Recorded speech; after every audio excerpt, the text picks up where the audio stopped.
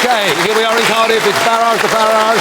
Questions have been submitted, chosen by the team. All I know are their Christian names. I haven't got an earthly clue what Mark is going to ask me. Good evening. Well, good evening, Nigel, and welcome to Wales. Thank you. My question to you is, how do you create a viable political home for the silent majority in Wales and break the one-party dictatorship that is damaging our great country so badly? Well,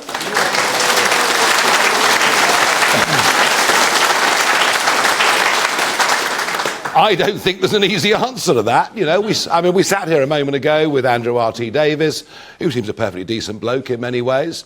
But, you know, however much he can criticise what Drakeford and the gang are doing, I'm afraid the Conservative Party are a rather broken brand themselves. So we are at one of those slightly miserable periods in British politics. I mean, you know, my great campaign of my life was to get us free from the European Union. We've done that. The fact we're not using it is deeply frustrating. Yeah. So look, I think in life, you know, bad things never last forever and good things never last forever. And I think we're heading towards a point and it won't be now, and it won't be before the next Welsh Parliament elections here or the general election, but I think there's going to be a realignment of politics that's going to happen. You cannot have, you say the silent majority, look at Professor Goodwin's polling. Yeah. 74% versus 4%. Think bad dudes should be deported. You know, so you can't, that gap can't last forever. I am optimistic that after the next general election, we will get a reconfiguration of British politics.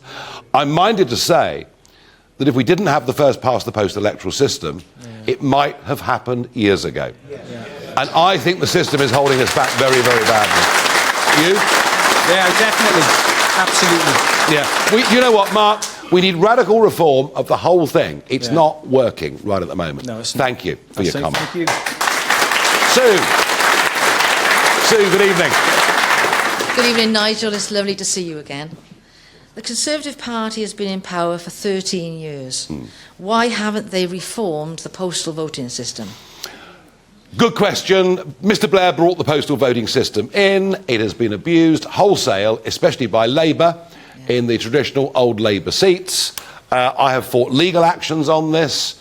You can know something's wrong, but to prove it in court is very, very hard indeed. But the idea that, I mean, you know, I don't mind the fact if you're 97 in a wheelchair and you apply for a postal vote, that's fine. You know, you're a soldier serving overseas, that's fine. You know you're going to be on holiday, that's fine. Postal voting used to make up about 2.5% of the votes cast. It now makes up about 20% nationally, and in some central urban constituencies, it can be over 50% of the vote. I have, Sue, bullied the Conservatives again and again and again. It links into Mark's question, really. It's part of the wholesale reform that we need.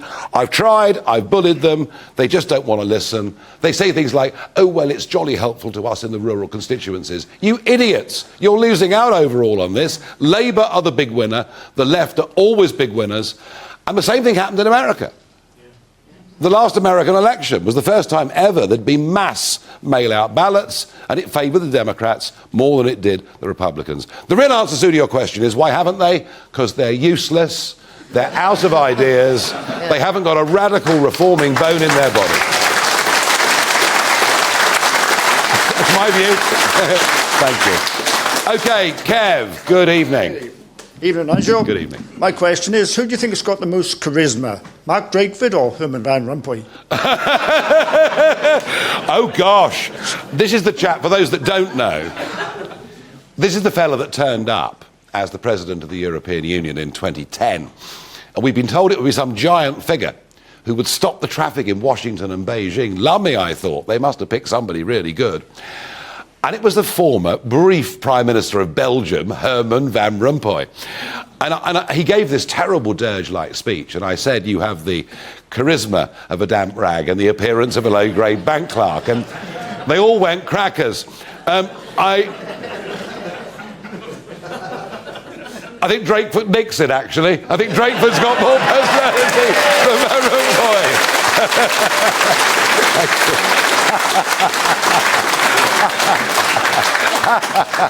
Oh dear. Steve, good evening. Good evening, Nigel. Who do you think will be our next Prime Minister? I have almost no doubt that it'll be Keir Starmer. I have almost no doubt that it'll be Keir Starmer. Do you know, I think for the Conservatives, it's now just too late. It's just too late. They've let too many people down. The optimism, the promise, the 80-seat majority, which yours truly did actually help them a little bit at the end with some of that.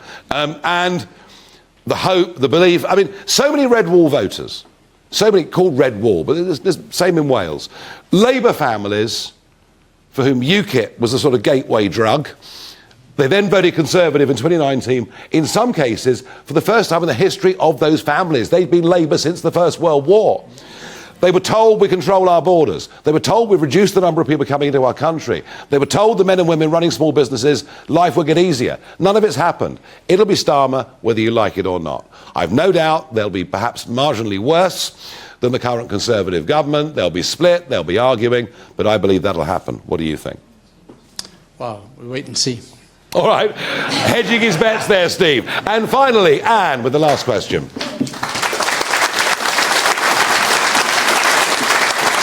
Yeah. Good evening, Nigel. Good evening. Is the Welsh Government anti-motorist? I